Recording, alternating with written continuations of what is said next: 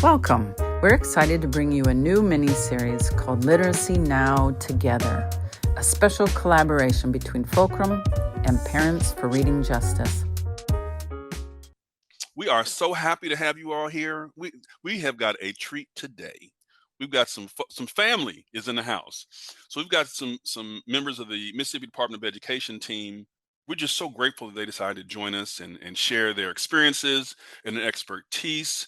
And I consider them family because not only do I have family in Mississippi, obviously, but they've just been so gracious in sharing their work. They've come out to Oakland before to share with leaders out here in the Bay Area. I've gone out there to do some work with them. And so they have decided and agreed to join us on this podcast to share their insights, to share what they have learned over the years working in the department, both at the department itself, but then in the field. We have a coach that's with us today, Katie Williamson. So we're looking forward to this conversation. So, Jill, Kelly, and Katie, hey there. Hey, Kareem. Hi. Glad to be here today. Glad to have you. So it's interesting because you all have been the subject of so much conversation the department has. And it's almost mythical in the sense that people, they instead of digging into the details of what's happening in Mississippi, they rather just attribute it to, I don't know, like urban legend, you would say. But I don't think that's what it is. Maybe there's some legendary stuff, but I'm curious your response when you hear that. Well, there's the narrative about how wonderful things happen and there's a miracle in Mississippi, right? I'm wondering, what do you think when you hear that? What just off the bat, your response to that, and just can you give us a sense of what not miraculous things you did to actually bring to help bring better reading outcomes for kids? So we definitely, when we hear that it's a miracle, our first instinct is, no, it's not a miracle. It didn't just happen, automatic combustion. So Jill and I and Katie too have been with the department and with this initiative for a long time. And so it's the amount of time and the amount of people and the amount of we built the plane as we were flying it from the beginning.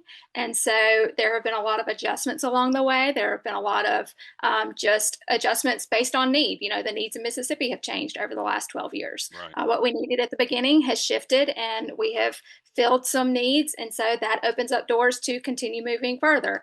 I think our biggest message there is just that we don't want anybody to think that there's a magic solution or a magic strategy, that it has just been a lot of work, and our coaches in the field, the boots on the ground, the ones that are in the schools, are the ones who have really made huge differences with teachers because they're working directly with them in classrooms. And I think that's and it's been consistent, the coaching process. So I think that's one thing that really contributes to just the longevity and the success that we have had thus far. Yeah. Jill, you have anything you want to say about that? Yes, I do, Kareem. So like Kelly said, there's no magic solution. There's no silver bullet. And we have really taken it upon ourselves to create a really lengthy timeline because we want to show that our efforts began in 2013 after the policy was passed. I mean, you have to have the policy, but we all know you have to have legs to the policy, right? Right. So in 2013, when the policy passed, we can say that there are three big buckets that policy set up for us for success. And those big buckets, I'm sure that we'll talk about more, but professional learning is the first one. The second one is coaching. And then the third is a specific suite of assessments, like how are we assessing our children and what are we doing? So in 2013, that was all set up for us, but we didn't have a staff. We didn't even have an office. We didn't have a division of literacy at the department. And so when Kelly said we were building the plane as we were flying it, I mean, I was hired in 2013 when the policy was passed, and we didn't have the people to put the legs to the policy until the year after. And so that began the snowball of the initiative. And it is offensive to call it a myth or a miracle. And I do say that with love in my heart, Right. but it is a long race. I mean, we call it the Mississippi Marathon at the department because we feel like if you know anything about running, you can't get out there and do a half marathon with no training. We're still in the midst of the marathon. We have not made it to the finish line. And so the timeline that I speak about is just being able to show other states, this is year 1, this is year 2, this is year 3. I mean, we have built so many things out as the years have progressed and as our staff has progressed. It didn't happen overnight. I mean, listen, I hear you, and I think it's going to be a surprise for some people to hear that, because I genuinely think people say that as a compliment, but it's not really a compliment. They don't understand, and you can't replace hard work with just sprinkling some pixie dust out there and thinking everything's going to change. It doesn't work that way. So thank you for clarifying that. And also, I want to make sure we bring Katie in here. Hey, Katie. Hey, how It's been are a you, while. Kareem? I'm doing well. We haven't seen each other since, what was it? Was it Jefferson County? Yes, sir. Jefferson County. Would you mind telling people, when you're a coach and you're assigned to work with the school district or schools, what have you, what are you looking for? What are your objectives? I'm just curious, because a lot of people have coaching all around the country. It's almost popular. Oh, we got to get coaches. But what are the coaches actually doing that makes a difference in your work in Jefferson County and elsewhere? How have you approached coaching? First and foremost, we go in as a non-evaluative force. So we want to go in as a support. And that's our biggest thing there, is that we ensure that we are providing support not only to teachers, but anyone that has anything that correlates to children and literacy efforts. So with that, we want to make sure that we go in and that we model best practices and we support all of the best practices that we know that can positively impact children and their ability to read. The coaching model that we follow is huge.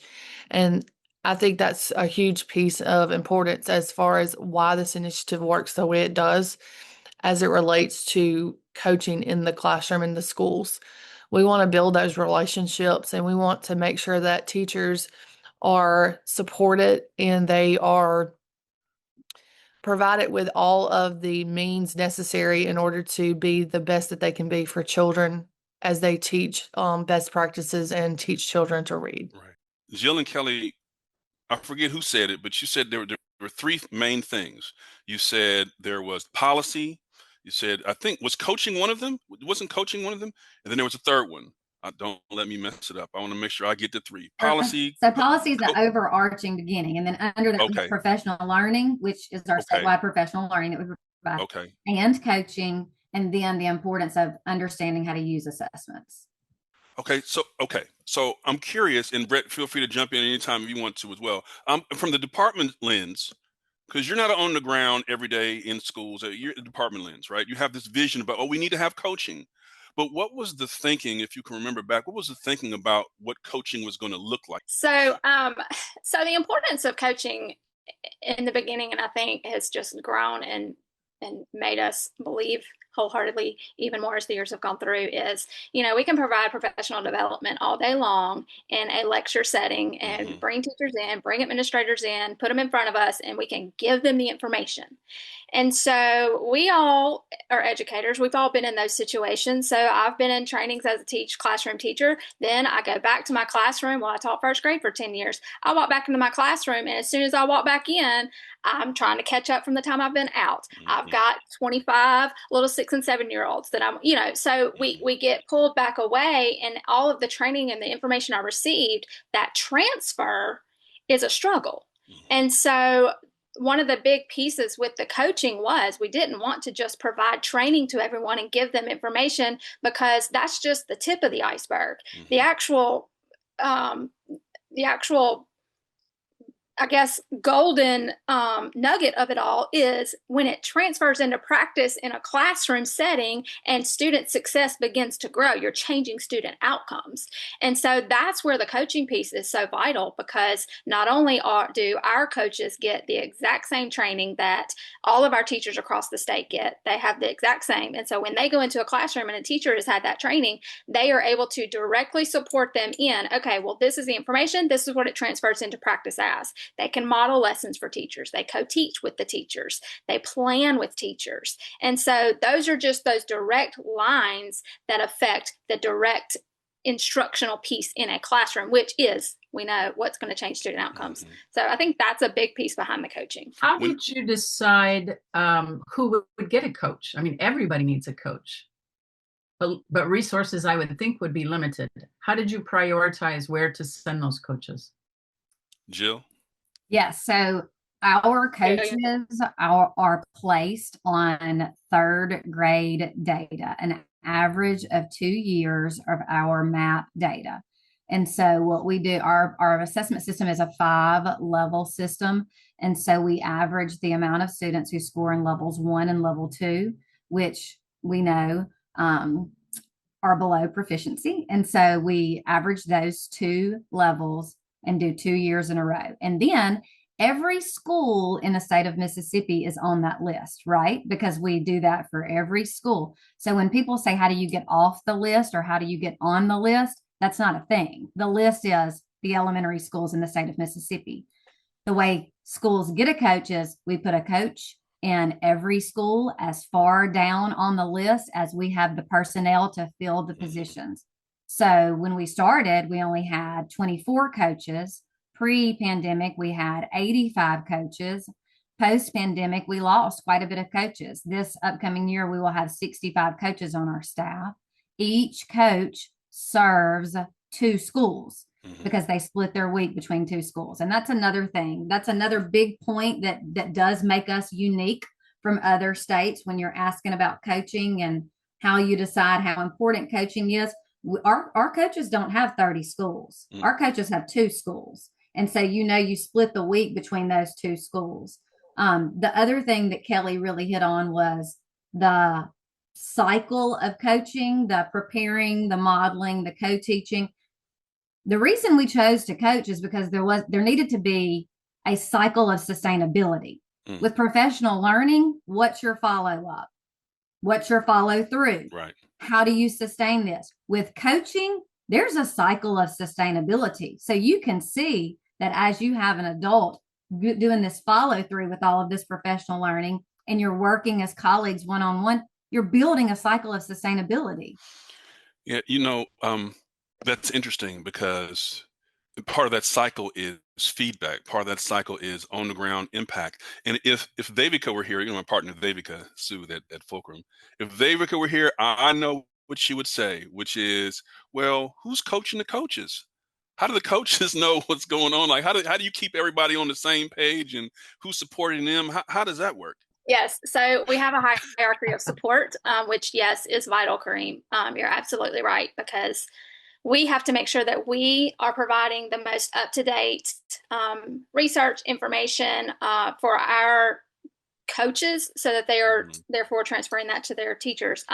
So Jill and I are assistant state literacy directors. So there are 2, will be 3 of us next year. We have hired another one of us, which we're thrilled about. And so we support regional coordinators. Okay. So we're going to have about 14 regional coordinators, and regional coordinators serve 1 school, but then they also support 3 to 4 coaches up underneath them directly on their school campuses. And so the support is layered, and the way that our coaches get support on their campuses, the regional coordinator makes a site visit at least once a month to them on a campus. And so they're working with them and going into classrooms, being that fresh set of eyes, helping the coach support, what are next steps? How are we making sure that what we're coaching in are the areas of need, looking at data with the coaches, talking with administrators on those campuses. And so that's one layer. And then regional coordinators also have 1 day a month where they bring all of their coaches to them, and they provide professional development and training specifically to those 3 to 4 coaches based on what's going on in their schools and what those coaches need to make sure that they're differentiating in the specific areas they're in. And then on top of that, we bring all coaches together another day each month, and Jill and I create the agendas, and we provide training or bring people in to train our coaches based on what we're seeing collectively as a whole across the state. Yeah. And so we're constantly evaluating those pieces and getting feedback from our coaches, from teachers, from administrators to make sure that month to month we are providing the best professional development we can for our people based on the needs that we're seeing in the field. So let me ask Katie, I'm curious, what would you say? I mean, you just heard them lay out the supports and the things that they do, for coaches, but you being in the field, what do you think are the what's the highest leverage support that the department gives you as a coach? And then secondly, what's the highest leverage thing that you do with folks on the school site? I think one of the biggest pieces that's very helpful to coaches that are on the ground, boots on the ground, is that consistent professional development. We are never left alone. We are always provided with professional development, and not only provided with professional development, but then, as I mentioned, we have that meeting with Jill and Kelly, but then they follow up and we do meet with our regional coordinators. So it's not just receiving that professional development at that meeting. That is revisited during our regional coordinator meetings. And that's also discussed with, okay, we've received this information and how is that going to impact your coaching? And so we are never left alone. We are able to take those pieces and utilize those to best fit the school districts and the places that we work in. And so I think that's one of the biggest pieces that truly is a great support for coaches that are within the classrooms across the state. So that's the support that they give you. But then what would you say is the highest leverage thing you're actually doing with the folks on the ground in the schools? What would they say? You have a sense, what would they say? Oh, I'm so glad that Katie's here because she does X. What would be the highest leverage things that you do? I think the highest leverage thing within the classrooms as the coach is the modeling and the co-teaching. So when you go into classrooms, teachers they know a lot of times what the best practice is, or they know they should do a certain thing, but understanding the why behind what they're doing and how that actually looks within the classroom with the children is going to be a big piece. A lot of times they'll tell me, well, I see what you're saying, but can you show me that? What does that look like? And a lot of times they're really surprised because I'll tell them, like if I'm modeling a small group, for example, at the teacher-led table, I say, you tell me who you want me to model this with. And they're like, oh. So a lot of times I may model it twice because they want to see it with a group of struggling readers and then their group of readers that are on grade level in their classroom. They want to see what that best practice looks like in both categories with those students. And so I allow them to choose that. And I think that's one of the biggest pieces that they would say is the most helpful. And that coaching cycle continues after a model flows right into co-teaching. So it's okay, we've talked about this best practice. We know why and how it correlates to the science of reading. So now let's work on, you've watched me model this with these students. So now let's do this together. Let's plan this together. And then that flows within a gradual release model for them to do it on their own with those groups of students.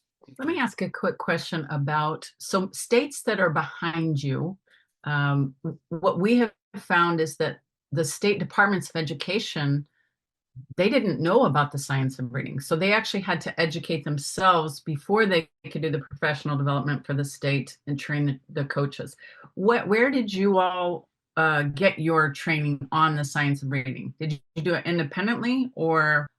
So in 2013, when the policy was passed, letters was procured and all of our coaches had to go through that training. So that was our initial science of reading training, along with a few pilot schools across the state.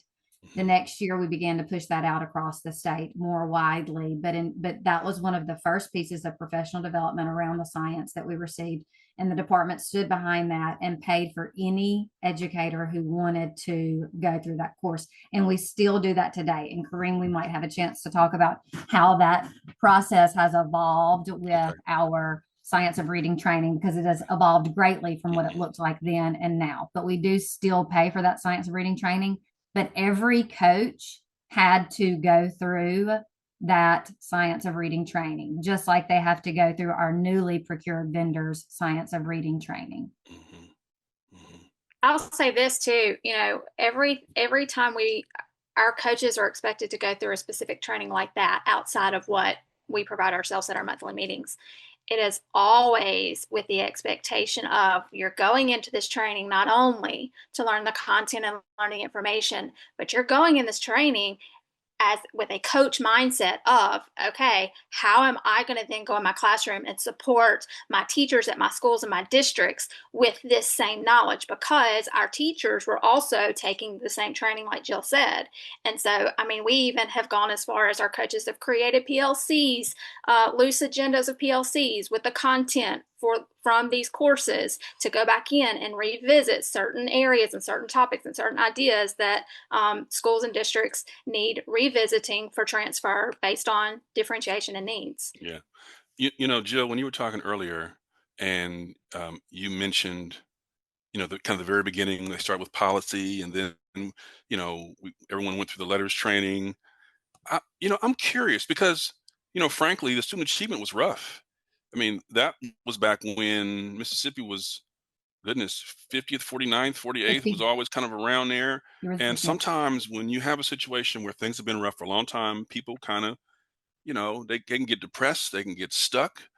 So I would imagine that the first order of business was to kind of lift the fog about what's possible.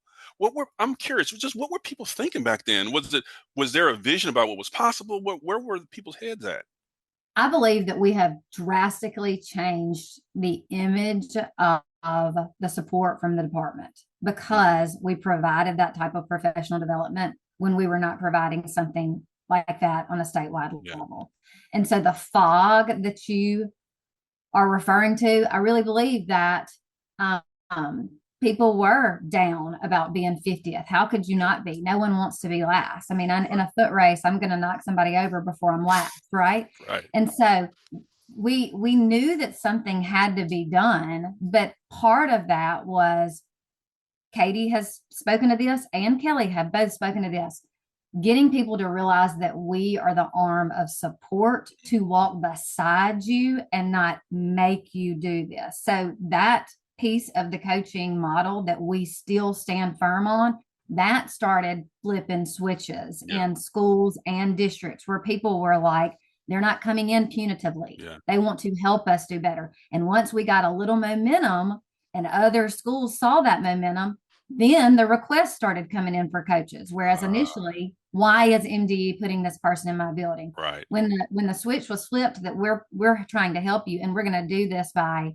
building your knowledge in the science, and then we're going to support you in the classroom, things change. That's interesting because a lot of people, you know, is this about accountability? Why are these coaches coming? Who is, you know, is this evaluative? So I'm curious, at some point, word started to get out that this isn't punitive. This isn't some gotcha type thing. This is to grow our practice. So I can imagine that wasn't just an automatic thing. It wasn't. How did you get people to know, oh, hey, let the guard down a little bit. This is okay. We're with you, not against you. We're alongside you. How did you get people to understand that, Jill? Relationships. You have to build rapport. Actions speak louder than words. All of those things we've all heard, but our actions had to speak louder than saying we're not evaluate. We're not going to evaluate you. We had to walk the walk of we're going to take this course with you. We're going to create those PLC modules that Kelly was talking about. Then we're going to help you teach this lesson. So our actions spoke louder than just saying, no, we're not here to audit you. We're not checking off a list. Yeah, right. Even in our coach documentation that coaches fill out to give to the administrators monthly, they're not punitive because they don't have teachers' names on them. Our coaches are not allowed to give monthly reports to their administrators by listing out teacher names. They list out grade levels of support. We were very specific of how we could avoid looking like evaluators to the school principals and even district staff. That's one small piece. So as a parent of a child who really desperately needed, you know, science of reading instruction, structured literacy, parents are often the ones who are left to kind of provide the accountability. There have to have been districts that didn't really want to move to the science of reading. And so and I would love for our Department of Education or all departments of education to be supportive and only help whenever they're asked to help. But at some point, you know, federal law means that we find, especially dyslexic kids, and we provide them FAPE. So where was you guys are the carrot. What was the stick mechanism for districts who might not want to in the No. policy, the parental notification, the dyslexia screening, all of those pieces are part of the policy that are law. So every school has to do that. Every school has to screen kindergarten through third grade students 3 times a year. Every school has to do a dyslexia screening. And so those are pieces of the law. And then parental notification. You have to be notified as a parent if your child has a substantial reading deficiency 2 weeks after the screener's done. So all of those pieces, then we're allowed to come in and support. I don't want to get it twisted that those pieces are not there. Accountability is given from the department. The Division of Literacy supports schools in their efforts to teach children how to read. We're not the strong arm of accountability or school improvement. We are the support arm. But those arms do exist, and those pieces of the law are very important. You know, I'll say this too. It has been a little harder to get into some of these schools who fall further down the list that have not changed their practices from balanced to structured literacy. And so some of the pieces that we have been pulling from just most recently in the last couple of years is not only, you know, in 2013, it was a different picture. Right. We had to grow students from that bottom 25%. And really the bottom 25% for our state looked like the bottom 75%, right? So we had to start shifting that first. And so as we moved through, now we have gotten to a point where we have a high quality instructional materials initiative. And so that is a big push for us right now. But what we're pairing with that is not only our top priority is not just to get third graders to pass a test. Right. The priority is to teach students and kids how to read. And so the way that we've been able to start leveraging and looking a little closer at data is proficiency. We're not just looking at your pass percentage of how many kids you got over the threshold. What is your proficiency looking like? How's your proficiency growing? And so that means we're pushing kids to being on and above grade level. And then if we're not just going to look at our proficiency as a whole, we're going to break it down and look at our subgroup data. And that's how we have started more conversations with more districts across the state that don't necessarily meet or fall into the range of having a literacy coach because of our numbers. And that's been a big piece. And we are starting to really, like Jill said, we're getting requests from districts across the state that we haven't been able to reach in the past 12 years. And we have a policy, we never say no. And that's been something that looks a little different these days than it looked a few years ago, but we don't, and we're growing our staff, so which is really helping us. So if I'm a district, let's say I'm a superintendent, and I finally come to the conclusion, you know what, we might need a little help. I see what's going on down there in Jefferson County. I see what's going on here and there. You know what, I want in, okay?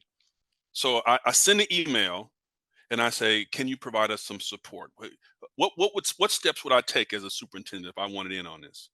Kelly said it. We never say no. So if a superintendent reaches out to us at any point in time and asks for a professional learning opportunity or a learning walk in their school, fall or spring learning walk, we will make it happen. Yeah. We try really hard not to stretch our literacy coaches thin, but to be honest, sometimes they are stretched thin, and we are as well. But when superintendents ask for something or request it, we're going to give it to them. It may be a longer timeline than they would like, but we do not tell people no. Yeah, and I'm sure word gets out about that too.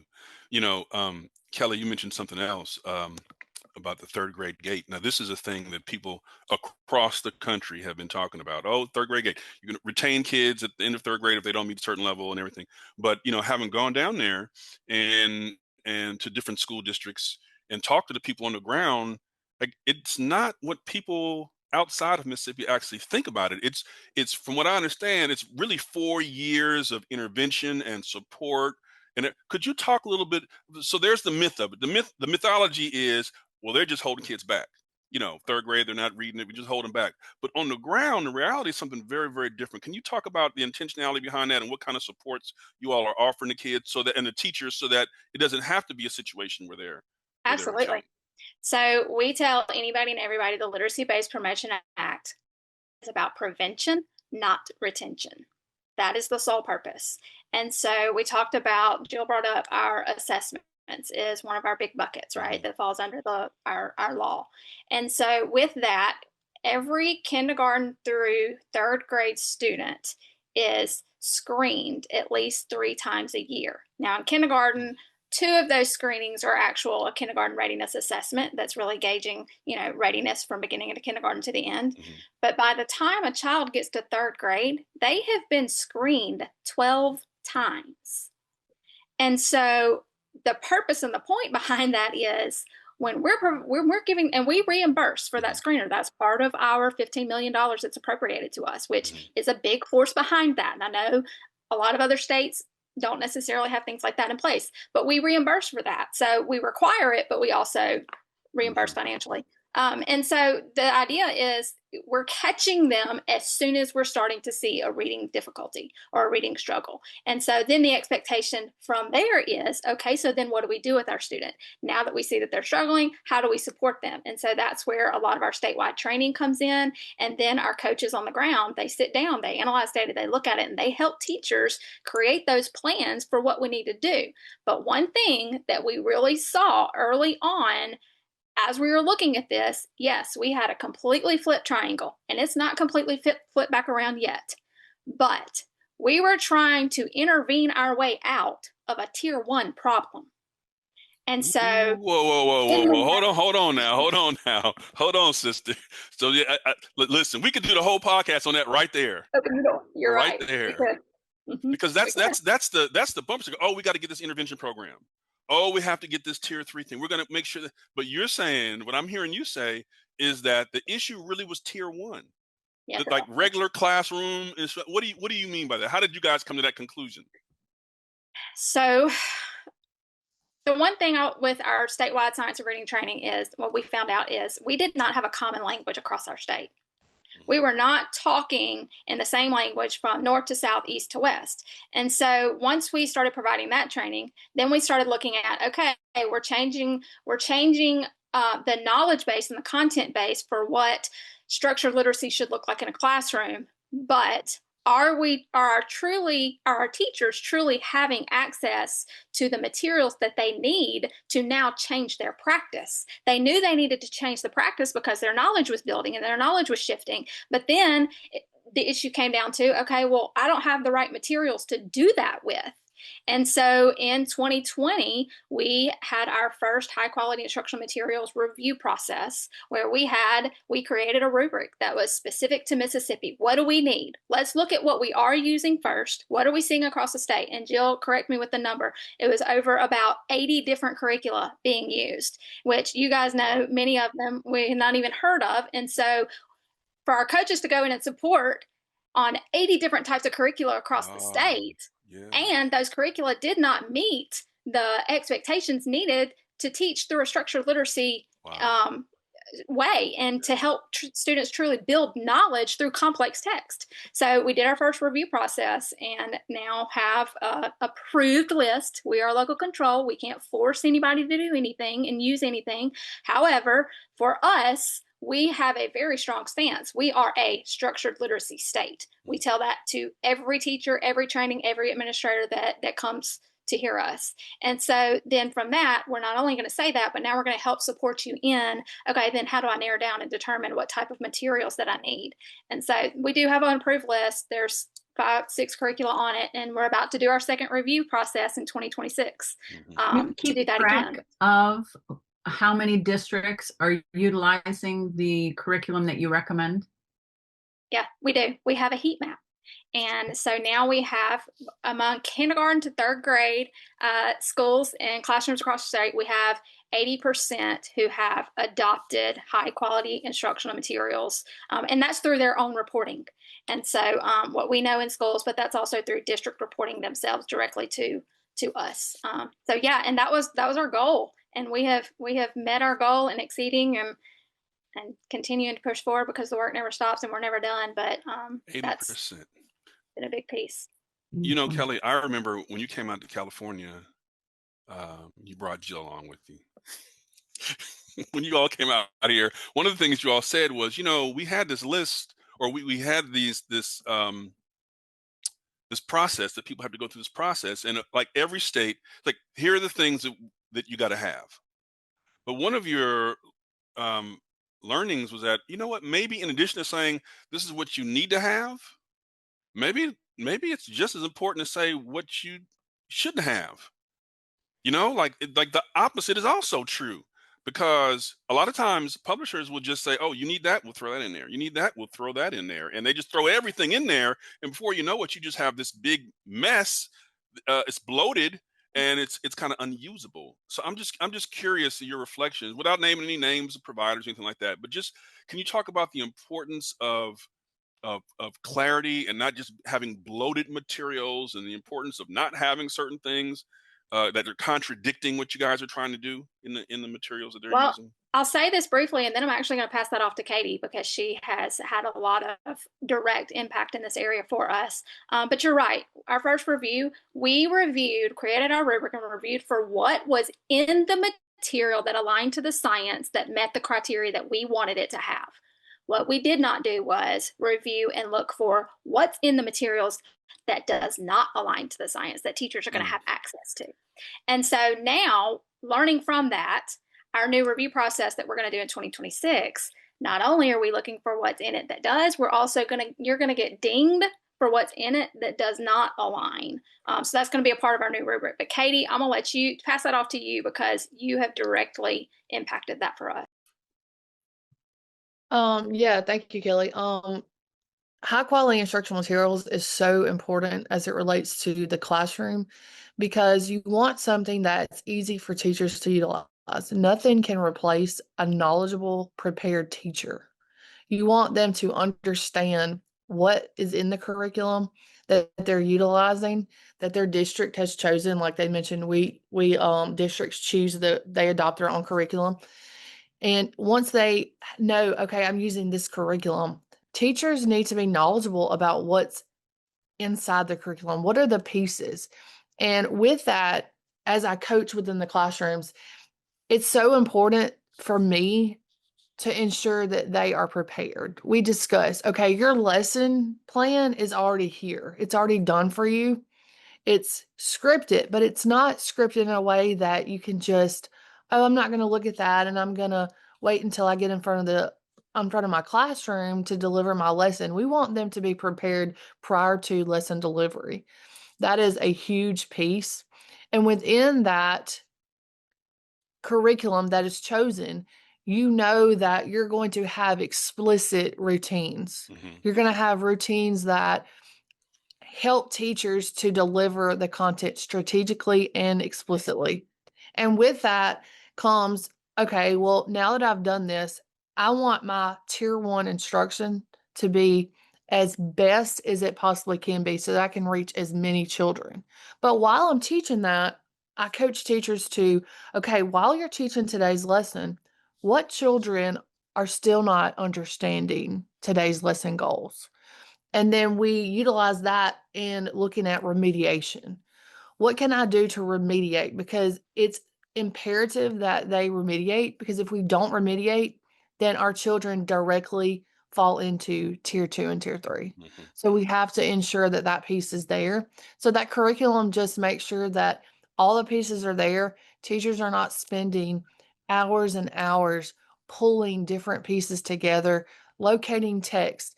It contains complex text. We don't have to worry about if the curriculum that they're utilizing is on grade level, the content, the robust vocabulary located in the stories that they read and they engage in the text. It's just a huge piece of the puzzle.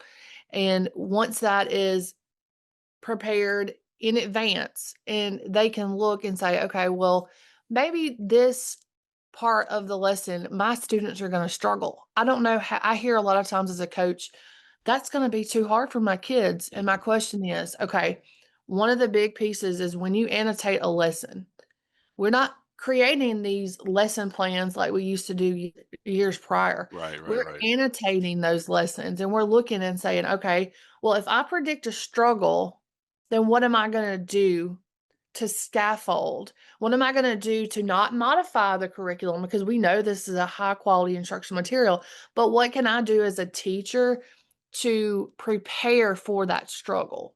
What scaffolds need to be in place, or what elevations need to be in place? Maybe it's just they don't respond to the way that it's laid out at that particular activity. And so that's just a huge piece of the puzzle as it relates to high quality instructional materials and how that impacts children in the classroom. So Katie, I came over to Jefferson County Public Schools, and I visited a couple of classrooms. We were going from room to room. I saw a couple of teachers. I was like, what in the world? Who is, that kindergarten, first of all, that kindergarten teacher was I believe the uncle of the superintendent. Yes. Unbelievable. I remember him. And you could tell people must come in all the time. He wasn't really worried about us. He was doing his thing, right? And the kids, this is kindergarten class, the kids were just like, this is what we do. And they could not care less that we were there. Mm. They were just, it was riveting. That's the best way I could say. And then I believe it was a 4th grade teacher. Oh gosh, she was so good. 3rd grade. I don't remember her. What was it? I don't remember her 3rd name. Do you grade, remember her name? Covington or Miss Ward. I'll remember the name. But she was unbelievable. Unbelievable. Usually at a lot of schools, you might get one teacher like this. Every school has that one teacher. But I'm going in every room and it's like this. That does not happen overnight. So on the ground practice was just off the charts. It was really, really solid from the floor up. And usually, in some schools, people will put their top or their highest performing teachers in the upper grades, or they'll put them in the lower grades. You're talking about one that was on the upper grades and one was on the lower grade, and they were getting it. So I'm just curious, do a lot of people go see the schools? Do people come down? If my friend Leslie Talley, who was Teacher of the Year in Tupelo years ago, are people knocking on your doors to go get in these classrooms and see what's going on in Mississippi? Is it common? Is it uncommon? If a person wanted to see a school, would they go to you, Katie? Would they go to who would they go to? I'm just curious to know, because if people saw what I saw in Jefferson County, oh my goodness, they wouldn't need to see a podcast. They'd be like, okay, we're doing that. We get a lot of requests for visiting schools, and a lot of times we just funnel that. They usually contact the department, and then they reach out to coaches and regional coordinators, and we just make that happen. But Okay. I do believe, I can toss this to Jill, but I do believe we get quite a few requests. I know the day that you came, on that day, we actually had a school from Philadelphia coming in on that same day, and I didn't even know they were coming that day, so it was really neat. But I followed that trend there, just because of that's just how I am. But I followed that trend, and I had we had a lot of conversations with that superintendent, and they were utilizing that same curriculum. So that's why they were there, is to see how they were utilizing the high quality instructional materials. What was coaching like? What does that look like? And I followed that trend, and I believe their data, they were in the 80% pass rate range this year. For their school district, for that school that they were there to observe for. And Katie, So when you I say thought that was Philadelphia, great. you're not talking about Philadelphia, Pennsylvania. You're talking about Philadelphia and Mississippi. I am Right. Philadelphia, Mississippi. That's right. So districts are visiting each other. Superintendents are visiting each other. There are some places where that never happens. Never happens. And they were just as friendly with each other. It was no big deal. They opened up their doors, and teachers were willing. We had debriefs after that. Transparency, that's a culture thing. That's a culture thing, because people can get really. I'm curious, Jill, how when you hear about people being open with their practice at all levels of the system, when you hear that, what comes to mind for you? Part of the last 13 years. Again, that wasn't a part of the first 5 years of the initiative. That is a piece of a network that was created post-pandemic for administrators. We actually have a network of literacy leaders now. It wasn't one of the first things that we did, but in our network of literacy leaders, we have chosen administrators from all over the state to be a part of this network. And those people are the ones who are visiting each other's districts and doing site visits and having those conversations. And every year, our network grows with additional administrators. Another piece to the puzzle that has taken time to build. Mhm. Well, I don't know if David could told you this or not, but so we try to use your model and create cohorts or groups of literacy leaders from different systems to come together in Oakland, in the Bay Area, I should say. And they're just like, this is manna from heaven. This is, they just get a chance to talk and see each other's practice. And so just so you know, the intentionality with which you all set that up, there are others who are learning from that. They really are. Do you get feedback from them, Jill, about how they appreciate or don't appreciate? What do they say about those We networks? do. We absolutely get feedback from them, and we take their feedback into consideration about things that they want to happen for the network and things that they don't want to happen for the network. Mhm. One of the thing about these networks, and there are several now that we have one for literacy leaders. We have one for our EPPs or IHLs. We have another one. So we have several networks, and they are the driving force of what we create the agendas. They tell us what they want us to talk about, and we leave collaborative space on the agendas for them to have conversations too. As a matter of fact, our last MISL meeting, that's our Mississippi for Literacy Leader Network, we just had it last week, and they wanted us to talk about the 10 things that every literacy leader needs to know.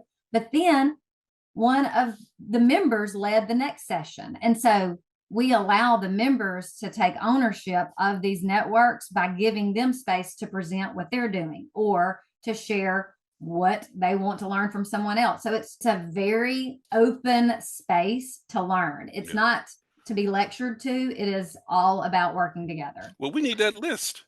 You said they wanted to know the 10 things that every literacy leader.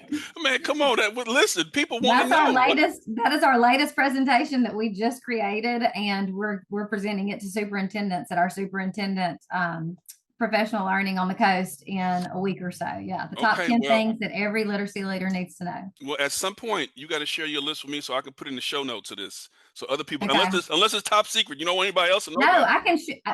We don't have secrets either. I know. We don't say no, and we don't have secrets. We want to share everything that we have with anybody who will listen. Then let me ask a question, because when you start talking EPPs or educator programs, yes, that is. We have a network for them too. Yeah, I think the root of the whole literacy crisis comes from there. My humble opinion is if they would have been keeping up with the science, we wouldn't be in the position that we're in. So for many states, that is the root and also the hardest group to move. I would love to hear more about how you were successful in doing that. We are really proud of our EPP network. The collaboration that goes on in that room and the sharing of ideas across universities and colleges. We have 14 in the state, and we have 12 that have participated in the first year of the network. And we have 3 people, at least 2 to 3 people from each university and college that attend those network meetings.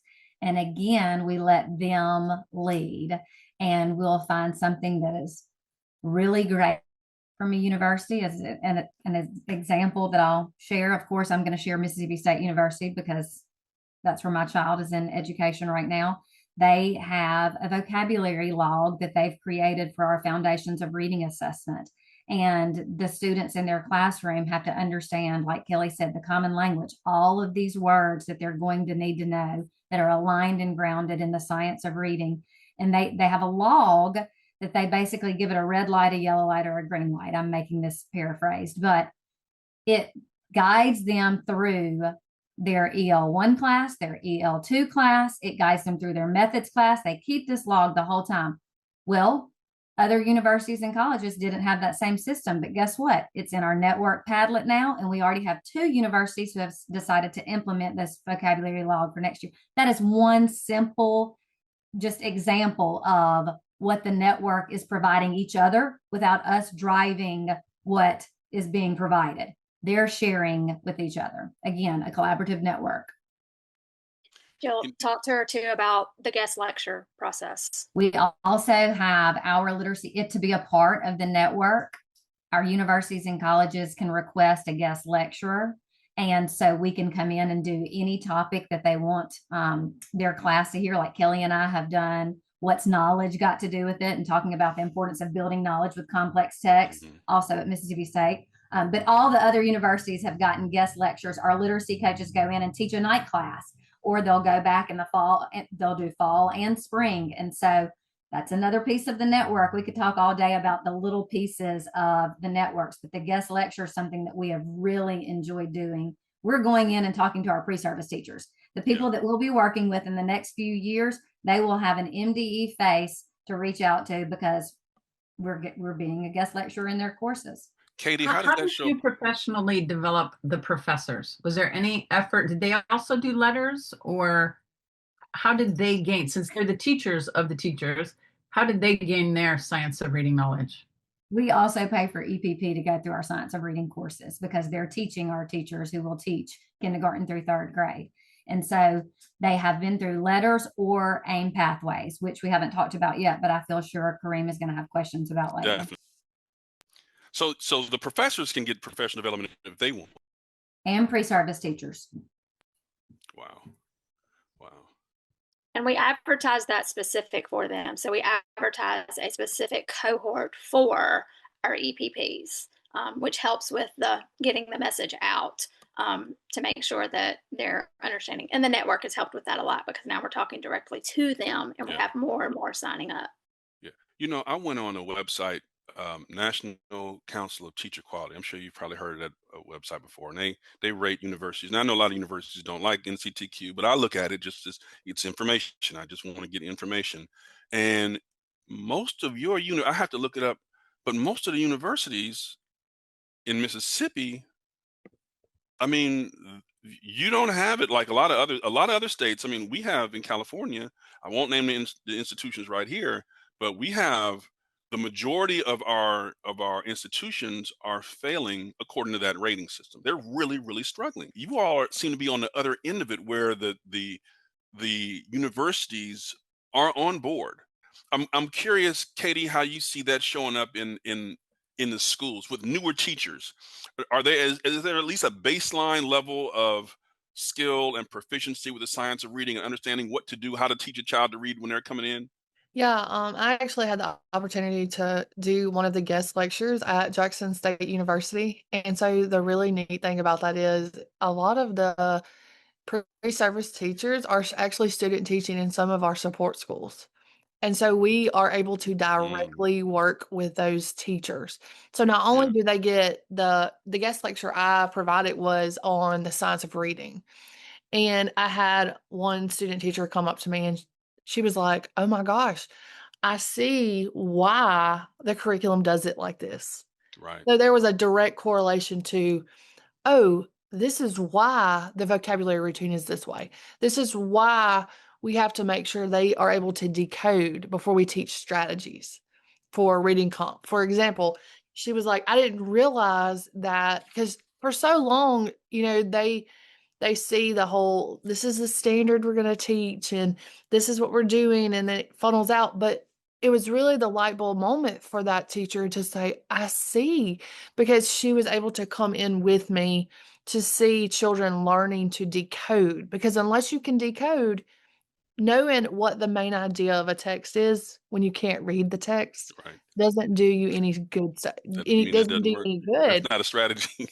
Right, it doesn't help at all. And so they actually are able to ask us questions, to attend our PLCs, to work together to annotate lessons prior to delivery. There's so many different opportunities there. So it's Well, a really, how valuable would they be to a district if they already know the science of reading when they get there? Because so many districts are having to untrain and retrain teachers. And I think it's also interesting what Jill said. You have a child who's going into education, and you were very deliberate and strategic about what college you sent them to. So there should be a financial benefit to colleges or EPPs that go with the science of reading hard, because they're going to have more people coming to their school and more districts hiring from them. And they also have a mandate. I mean, that's part of, that's where the trustees and your president and your provost and chance, all those people, like, these colleges have a mission. They a public mission. Like, we're here to do, fill in the blanks, whatever they say, but they want to do the right thing by and large. You have to make the connection that, hey, this is the thing you talk about on your website. This is the thing that can help you get there, and that it's within your reach. This is not something that's just esoteric, jargon. You can actually get there. It's just an education if you put certain things in place and you start on that path. Kareem, I wanted to say one more thing. There are still sharks in the water everywhere. All of these great things that we're talking about, HQIM, the high quality instruction materials, the great work that our EPPs are doing in the state of Mississippi, even some of the training that our teachers have received from private vendors or consultants, there still has to be an awareness that there's some balanced literacy and structured literacy mashup. And so we have to be so careful. And you've heard me use the analogy about the Major League Baseball team. If I am traded from the Padres to Tampa Bay and I move to Tampa Bay, I can't wear a Padres hat when I'm mowing the yard. And I can't have on my Padres belt when I'm mowing the yard because my community is not going to accept me. And so there has to be some understanding of dropping the balanced literacy practices. But we have to make sure we can recognize those things that are not working before we can fully implement all of the things that are working. And so we have to be careful about that mashup. You can't do a little or sprinkle a little balanced literacy within structured literacy and say that you're a structured literacy state.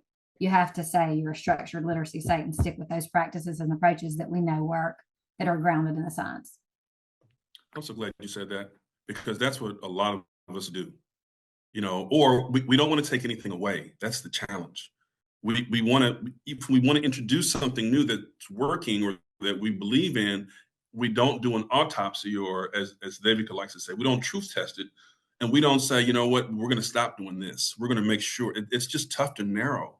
What I hear you saying, Jill, is that that's part of it. We have to all kind of be on the same page. And I guess that takes leadership more than anything else. That takes clarity and direction from the very top, from left all the way to right. Everybody understanding this is the direction that we're going. And I don't know, that can't just be a policy, right? That can't just be like, hey, Dr. So-and-so says we're all going to do this. And all of a sudden next day you open every classroom door and they're all doing this. How do you get from policy to practice to getting people to actually be on the same page? Is it just a matter of results? Is it a matter of newsletters getting sent out? How do you get people on the same page like that? I mean, data talks, right? So we know that results definitely, that speaks a strong message. But yes, leadership. And that strong leadership cannot just be a school manager. They have to be an instructional leader. So gone are the days of being a principal who's only worried or mostly worried about buses, wax floors, and tar on the roofs. Like, those days are gone. To be a principal, you have to be an instructional leader. And to be an instructional leader, you have to have this knowledge about how to teach children how to read. And so, yes, the data, because we all want to have strong data. So yes, results matter. But in looking at schools who are receiving accolades of their success, you can pinpoint the leadership and the decisions that they're making to make sure that all children have exactly what they need to be successful. Knowledgeable teachers, great materials, and it all has to be aligned to the research. So we talked about the materials and the list, the curriculum list and all that, but we didn't really talk about, so the professional development. So let's say I come in from another state. Let's say I come in from Colorado, just picking any state, and I come and I land in Jackson, and so I didn't go to Mississippi State. I didn't go to any of the schools that are really aligned with the state framework and making sure, like, this is new to me. So I'm going to need some professional development on the ground. You all at one point had letters, which was really good for my state. You started with letters as a state, and now you're using a different platform. I'm curious, what do you look for?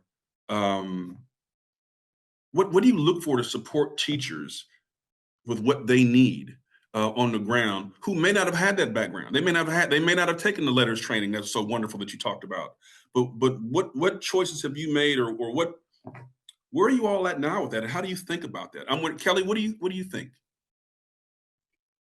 So, yeah, it's a great question. So we talk about our law, right? And we talk a lot about our coaching. We talk about, our coaches being in schools. Well, we know our coaches aren't in every school, right? And we are charged with supporting the entire state, not just the schools that our coaches go into. So it's just, I feel like our high quality materials initiative has been a big push, because now we do have over 80% of our schools and districts who have adopted high quality materials. That's kind of a big piece, that no matter what, we're putting materials in your hands that even if you have not reached where you need to be in your content knowledge, you at least have the materials that are going to guide you in teaching structured literacy lessons. And one of the big pieces that we built into our rubric when we were reviewing curricula was our Gateway 3 talks about usability. It's not a technical usability piece of, or is it easy to navigate the digital platform? Or is it easy to look at all my materials in my boxes and know what each one of them is for? We looked at it in the fact of, not only is it going to provide what our students need, but is it going to provide what our teachers need while they're planning to not only help them to teach the lesson successfully, but also along the way build the knowledge they need in that topic, in that area, while they're preparing, so that when they do teach it, they are also in tandem building their own knowledge as they go. And that's just one of the pieces that are in place, for right now in the moment. Again, our science of reading training is, we advertise for everyone across the state. We pay for anybody and everybody that wants to take it. When you say we, you mean the department. You're saying the department will pay. Yeah, the department pays. So if I'm a teacher in Jefferson County, I can go to the State Department to get science reading or professional development, and it doesn't cost. Does it cost Jefferson County? Does it cost my district? Nope. So it's coming completely from the state. free of cost. Wow. Yep. Wow. Yeah, we pay for every teacher, administrator, anyone who touches students in any instructional capacity to take the science of reading training that we provide. So yeah, that's a challenge right there. I mean, I'm going to ask you some more questions, but that's a challenge right there. So if I'm another state, can your people get on-demand training? Is there somebody they can call? And the district might say, well, we don't have the money for that. But can they go to the State Department and actually get science reading training? It's a yes or no question. And in Mississippi, the answer to that is yes, you can. You can go to the department, you can get the help. Wow. Mm-hmm. Okay. And one thing that we are doing as well is now we're really honing in, because we've trained a lot of teachers across the state. Now we're really honing in, and we're trying to identify the areas of the state that don't have as high percentage of teachers that have been trained as other areas. And we are directly reaching out to those areas specifically, and we are allowing them to host district level science of reading trainings. Same course, same providers, same information, but they're being able to hold it in their district on their campuses. So if sending their teachers to Oxford or to Jackson or to Hattiesburg when my district is an hour and a half away is an issue, well, now we'll host it on your campus and in your district. So we're trying to remove as many barriers as we can as we go. And I want to speak about that professional learning just briefly, because there was a switch, and there needed to be a switch at the time that we made the change for vendors. And of course, now we use AIM pathways, but one of the many reasons that we made the switch was AIM pathways has levels of professional learning grounded in the science. So it's not just one base level course. After you've taken that science of learning course or science of reading course, it's pathways to proficient reading. Right. You can go to a level 2 course, and we will also pay for your level 2 course. And those level 2 courses vary. You can take a dyslexia course, you can take an EL course, you can take a structured literacy course. So now we have these levels of professional development. So we're still building on that base science of reading knowledge, but now we're getting more granular into needs of districts and needs of teachers. Wow. And the time commitment is smaller, correct? Yes. When we procured letters in 2013, our face-to-face days, which means out of the schools, we have to find subs, was 5 days. And now we have 2 days, one in the fall and one in the spring. And we received feedback about those 5 days from administrators and how hard that is to push people out of their school for a week at a time. And so, yes, Kelly, you can talk about the time commitment for these courses. So the courses range anywhere from 42-hour courses. It's a year-long process. We have a pacing guide that runs throughout the year, about anywhere from 15 to 17 modules that they work through, along with the face-to-face. I believe the dyslexia course now is 6 hours, and the EL course might be about, I can't remember exactly, 3 hours. Yes. So they vary as far as that goes. Now, the heavier loads are the core science of reading courses. And one of the other pieces that when we switched, it's been very impactful for us is, as I'm going to say this, I said we built the plane and flew it at the same time. Well, one of our big missteps that we realized, we were honing in so much on teacher knowledge, on building teachers in those classrooms directly, and we were indirectly building administrator knowledge through the process. We were not being very intentional in targeting that. So we began having, and not to anybody's fault, but we began having teachers in classrooms who had more knowledge now about the science than their administrators had, and they were wanting to make changes, but administrators didn't have the knowledge and didn't know why they were wanting to make the change. And so when we were able to switch, it was timing. A lot of it was timing. We attribute a lot of it to God's timing. But AIM Pathways also offers a leadership specific course. And so now we have Pathways to Proficient Readers, which is for teachers, and we have Pathways to Literacy Leaders, which is for administrators. Same content, same science of reading content. However, it's that application piece of, okay, I'm an administrator. Now, what does this look like when I go into a classroom to observe versus as a teacher, what does it look like when I go in to actually teach a lesson? In addition to teachers, principals need that too, in order to get and having something that's tailored for them and their needs so that they can be instructional leaders going forward is just as critical as everyone else in the building getting the support. I'm just blown away. I mean, the idea that the notion everybody in the building can get professional development if they want it. They can request it from the department. Free. You see, you all are, it's kind of like humidity. If you're there all the time, you never notice it. But if you're outside and then you come there, you're like, oh my gosh, like that's how we are right now. There are places that, like, when you hear that, their mind is going to explode. Well, but you know what we do it with, Kareem, because it's that? not a lot of money. Mm-hmm. We're only appropriated $15 million a year to do everything that we talked about and all of the things under the initiative that we haven't talked about. And we know that some states receive much more funding than $15 million to run a literacy initiative. So when we look at percentages and we try to determine where that $15 million is going to be appropriated, the first two things that we look at are staffing, literacy coaches, and our contract for professional learning on the science of reading. And the one that comes short after that is being able to reimburse for those assessments that we talked about. Well, that's the one leg of the stool we haven't really hit too much. The assessments. I'm curious to know, and actually, I would love to hear from Katie in terms of the assessments that the state has said, hey, we need to have some assessments to make sure that teachers and that we know where kids are or are not learning and how we can help them. I'm curious have you seen those assessments show up in school buildings that you've been coaching? Yeah, the assessment piece is critical to moving students forward in the classrooms and when working with teachers.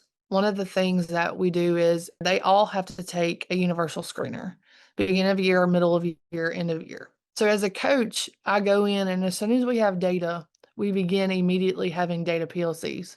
We look and we say, okay, this is where we are per grade level. This is where we are per school. But we go deeper than that. We look at individual teachers' classrooms. These are the specific scholars or students that are showing up as a flag that they have deficits. And once we identify that, I work with the teachers to identify what diagnostic assessment can we give to really pinpoint where that deficit lies. Because reading is so broad. And a lot of times, for example, if it's a decoding deficit, phonics is such a broad term.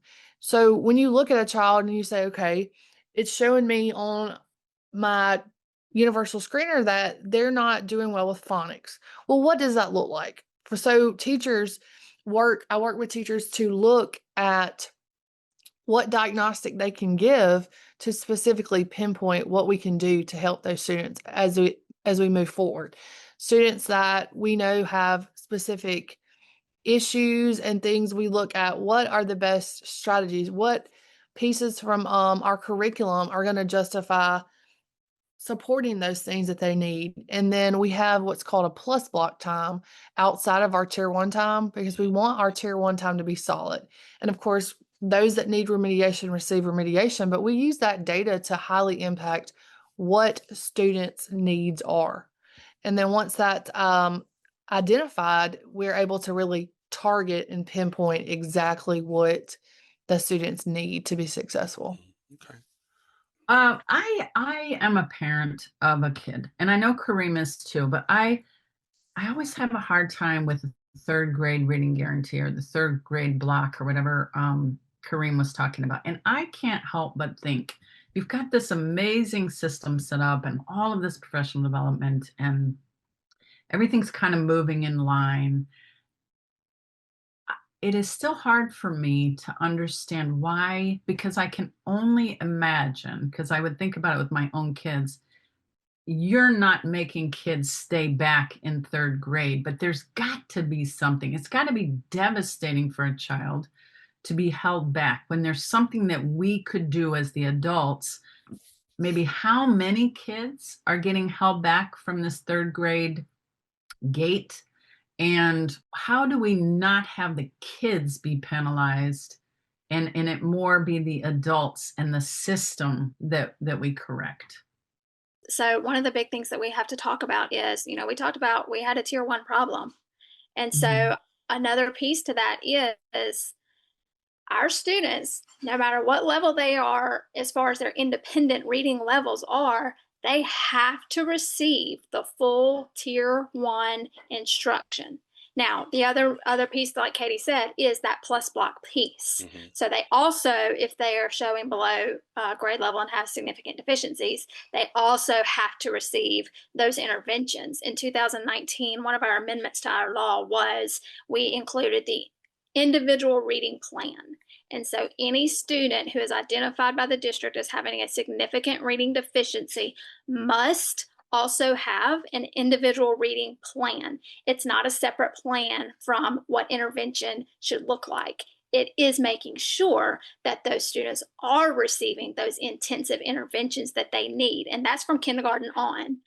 The other piece that we really talk about is, we're really specific and intentional with talking to schools and districts about you not pulling those students out of that tier 1 time, that grade level instruction, to go get that intervention, because we may be closing a gap through intervention, but we're still creating another gap if they're missing that on grade level instruction. And so those are 2 big pieces that we talk about. Jill, I think you have the percentage, which is... I do, and I wanted to go back to your IRP, the 2016 amendment, because everything that you're saying, Brett, we hear on a weekly basis, honestly. I mean, you are not alone in that, but we have to make sure that our systems are being set up to support the teachers, to support the students. So it's a systems issue if these things aren't happening. After the screener, were the parents notified? After the parents were notified, did the student receive an individual reading plan? After the individual reading plan was put in place, what were the next steps? Are we moving into the multi-tiered system of supports? What does your tier 1 look like? Is your triangle upside down? Those are data conversations as well as school conversations as far as what tier 1 looks like, and then your family and community conversations. So this year we actually had 77.3% of our 3rd graders pass the 3rd grade assessment on the first attempt. And I say that with bravado because they received 2 more attempts. Yeah. So that is not the final pass rate. So the first attempt, it was 77.3%. Wow. It will go up. Wow. It will go up. That's fantastic. That's fantastic. Well, let me ask you all this. And Brett, thanks for bringing that up, because I know people ask about that all the time. But, and like I said, I have nieces and nephews. like who've experienced this, and just the support that's there now. It's almost like the school keeps calling. Like now, because people don't want to, like that, no one wants that outcome for kids. And so the adults are moving in a way to prevent that on the front end. So it, like I've seen it show up even in my family in a positive way. Okay. So really quickly, because I know we're winding down for time here. So the policy was first. There was some legislation was passed. It's policy. Okay, we're going to do this thing, right? So that's a call to arms for legislators, for governors, for folks around the country to say you got to get your house in order first. What do we want for our kids? Okay, so but then you have to have someone to execute that. You all brought in some leadership in the state. I think Dr. Carrie Wright was there at the time. She brought in folks like yourself and others. You got a team together. I'm just trying to help people walk through just a few steps. So policy, leadership. What did you focus on next? Do you remember? What advice would you give to folks who are just starting out in terms of what they would focus on in the very beginning? It has to be statewide professional learning, because we have to ensure that our teachers are knowledgeable of how to teach children how to read. I used to say, if you give me 3 felt squares, I can teach anybody how to read. I would say that.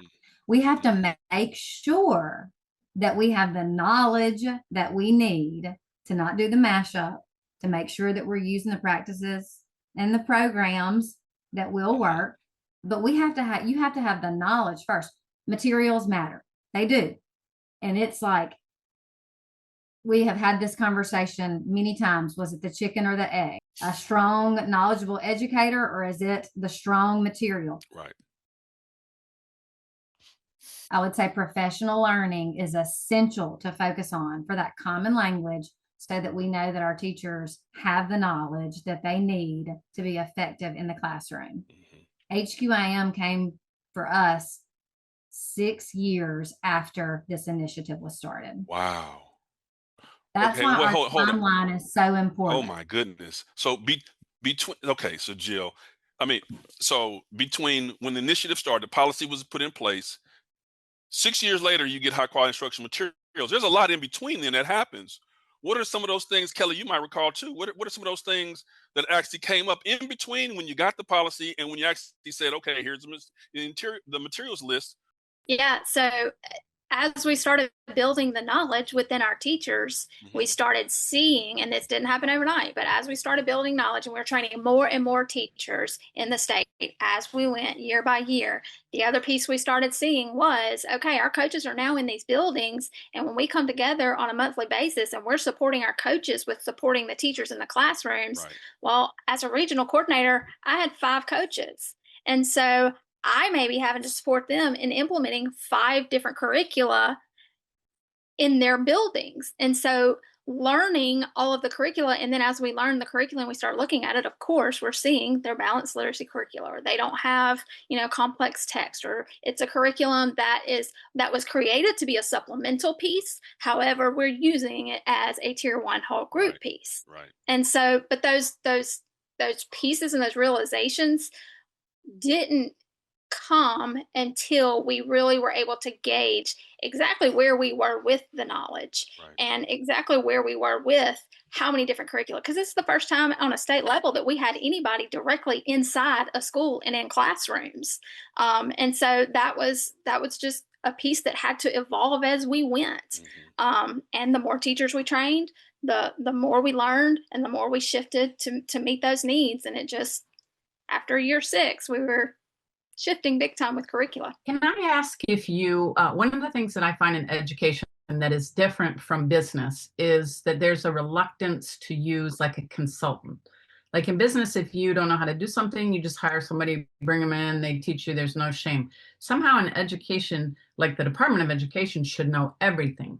So to call in, a professional to talk to you about assessments and to help you craft your list or whatever. Did you do it internally, or did you pay a consultant to come in and work with you to develop the curriculum or the assessment lists? So we didn't develop the curriculum. we created a rubric of looking at Mississippi. What are we seeing across our state that we know we need in the curriculum, that we know our teachers don't have access to? And so then we created the rubric that matched our needs, so that when the curriculum was submitted to us, then we were looking to make sure that that curriculum matched our needs. That's one way. And we did the same Go thing ahead. for assessments. I mean, it was a procurement process for both of those pieces. Mhm. So as far as creating those pieces, it was a procurement process that had rubrics, and then we chose which screeners were going to be on our approved list and which HQAM were going to be on our approved curriculum list. So the care has to be taken in exactly a very, very carefully crafted rubric. What if this is say in Ohio, we have maybe too many curriculum that are on our list, and we need to narrow that list, refine it.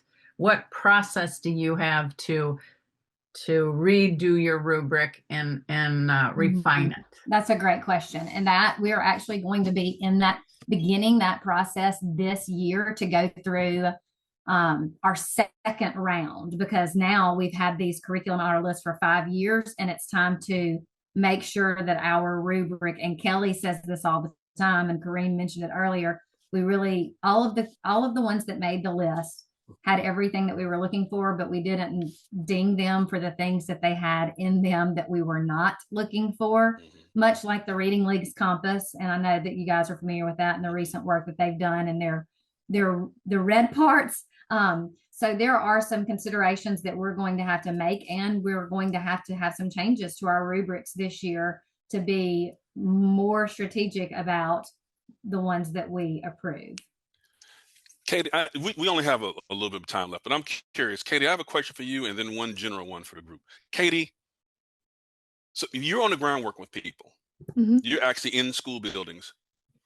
I'm curious about the culture. You know, people read the newspapers, they listen to the news, and there's been a little bit of buzz about Mississippi and how you all have grown as a state and everything. How are people on the ground feeling about what's going on? Do they feel connected to it? Do they have any sense that people are watching them? I'm just curious what you've seen in terms of the culture and the educators on the ground and how they're feeling about the growth that's happened in the state. Yeah, as a coach, one of the most important things is that teachers understand that their hard work and dedication to student achievement is what is the driving force to any success that we have as a state. And so Absolutely. when you see things in the news like, oh, this is where we are now, or the nation report that just came out that showed where we are as a nation, it's just in Mississippi, they do connect to that, and they say, oh wow, I am so privileged to be part of this work. They look at it as an interconnected web where we all work together, but we all know that at the end of the day, it's the teachers in the classrooms that are knowledgeable and that are prepared to do what's best for children as it relates to best practices and literacy efforts that truly drive the initiative forward. Yeah. So I'm curious on our way out. Folks will see this, and we're going to send it to folks in all the states. What would you want them to know? Is there anything that you could, any nuggets, any pearls of wisdom you want to share with your, and it could be mistakes that you made. It could be specific positive thing that happened. It could be anything that you would like to share with our listeners and people across the country who are really wanting to do well by kids, but they may not be in the same place you're at right now. When looking at the science of reading, teachers really have to understand and know how the brain works in order to adapt and change their practices. They have to understand how the brain works and what it takes for a student to be a fluent, independent reader.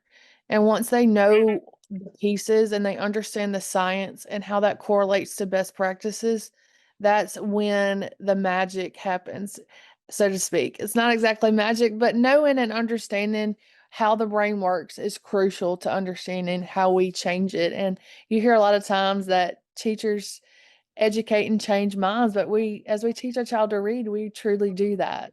And so understanding the science of reading and trusting that process is a huge part of starting the journey towards success.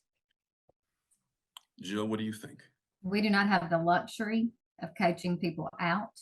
And so we have to have the mindset of coaching people up. And so if that is not the mindset that you have, you need to do some self-reflection.